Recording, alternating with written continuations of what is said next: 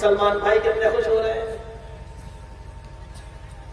यही हाल तो तुम्हारे बाबाओं की मज़ारों का है,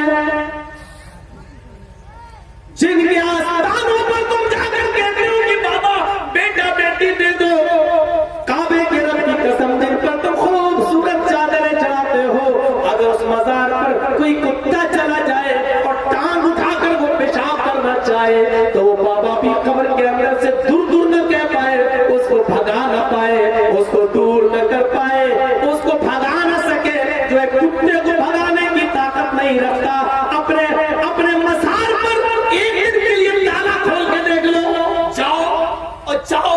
पूरे भारत के बरेलवी भाइयों को चैलेंज देता हूं, पूरे हिंदुस्तान के एक रात के लिए ख्वाजा मोइनुद्दीन चिश्ती अजमेरी जो अजमेर के अंदर है, या हाजी अली की दरगाह जो बम्बई में, एक दिन के लिए सोना चांदी जितना भी आता है उनके पास उनके मजार पर खुला छोड़ दो और ताले खुले छोड़ दो और कोई ना दरवाजे खुले छोड़ दो और सुबह होकर देखते हैं कि कितना सोना चांदी बचता है, कितनी चादरें बचती है, कितना पैसा बचता है। सबका जो बाबा चोरी से न बचा पाए, जो चोर को न पकड़ पाए, जो डाकू को चोरी करने से न रोक पाए, मेरे भाइयों वो तुम्हें बेटा बेटी देंगे, वो तुम्हें बेटा बेटी। कुरान ने भी कैसा चाचा मारा है, इन्नल लज़ीना तदऊना मिन दूनिल्लाहि लन यख़लुक़ू ज़ुबाबन व इन यस्लुबहुम ज़ुबाबु शैअन इन्नल लज़ीना तदऊना मिन दूनिल्लाहि लन यख़लुक़ू ज़ुबाबन। अल्लाह को छोड़कर तुम जिनको पुकार रहे हो, अल्लाह को छोड़कर तुम जिनको पूज रहे हो, अल्लाह को छोड़कर तुम जिनके आस्थानों पे जा रहे हो, अल्लाह को छोड़कर तुम जिनकी इबादत कर रहे हो, वो सब मिल जाए, सब मिल जाए तो एक मक्खी भी पैदा करने की ताकत नहीं रखते, और मक्खी तो बहुत पैदा कर सकते दूर की बात। वही यस्लुबहु ज़ुबाबु शैअन ला यस्तनक़िज़ूहु मिन्हु। अगर मक्खी इनकी मिठाई से इनके किसी खाने की चीज की कोई चीज लेकर उड़ जाए तो मक्खी पैदा करना तो बहुत दूर की बात, ये मक्खी को पकड़ने की भी ताकत नहीं रखते। मक्खी जो छीन के ले गई, जो थोड़े से जो खाने की चीज ले गई, ये मक्खी से वो वापस भी नहीं ले सकते। जो मक्खी का नुकसान न कर सके, जो मक्खी से उसकी खाई हुई चीज वापस न ले सके, वो तुम्हारा नुकसान क्या करेगा। फरमाया मांगने वाला भी कमजोर, जिससे मांग रहा है वो भी कमजोर, कमजोर से मांग रहा है, बेबस के पास जा रहा है, लाचार के पास जा रहा है, कमजोर के पास जा रहा है।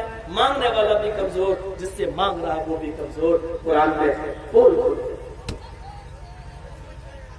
मेरे भाइयों, इन चीजों को समझना चाहिए, पैगंबर के नाखून लेना चाहिए।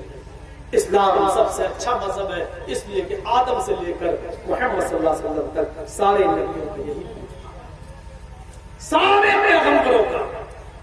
और आपको एक बात बता दूं, और सुनिएगा गौर से, ये पर्दा जो आज हमारे मजहब के अंदर जो चारों तरफ से कीचड़ उछाला जाता है, आज 21वीं सदी में हम जी रहे हैं। तुम लड़कियों के औरतों के पहनावे पर रोक लगाते, ये पर्दा सिर्फ इस्लाम के अंदर ही नहीं है, आदम से लेकर मोहम्मद तक सल्लल्लाहु अलैहि वसल्लम तक जितने भी नबी आए, हर धर्म के अंदर पर्दा रहा।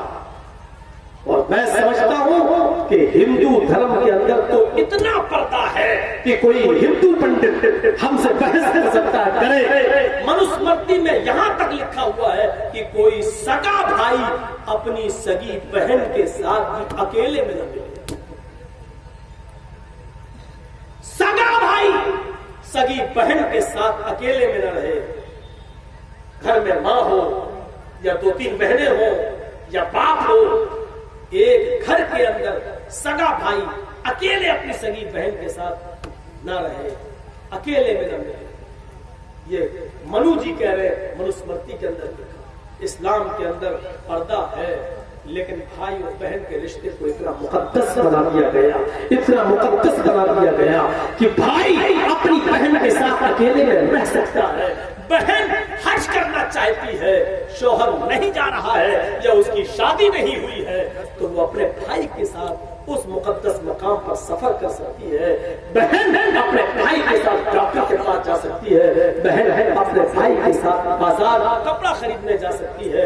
मेरे प्यारे साथियों, इस्लाम ने बहन और भाई के रिश्ते को बड़ा मुकद्दस माना, लेकिन हिंदू धर्म के अंदर तो बहन और भाई के रिश्ते को भी शक की नजर से देखा गया और कहा गया कि शैतान भाई को या बहन को, इन दोनों को कभी भी नहीं ला सकता है। इसलिए सगा भाई सगी बहन के साथ अकेले में बात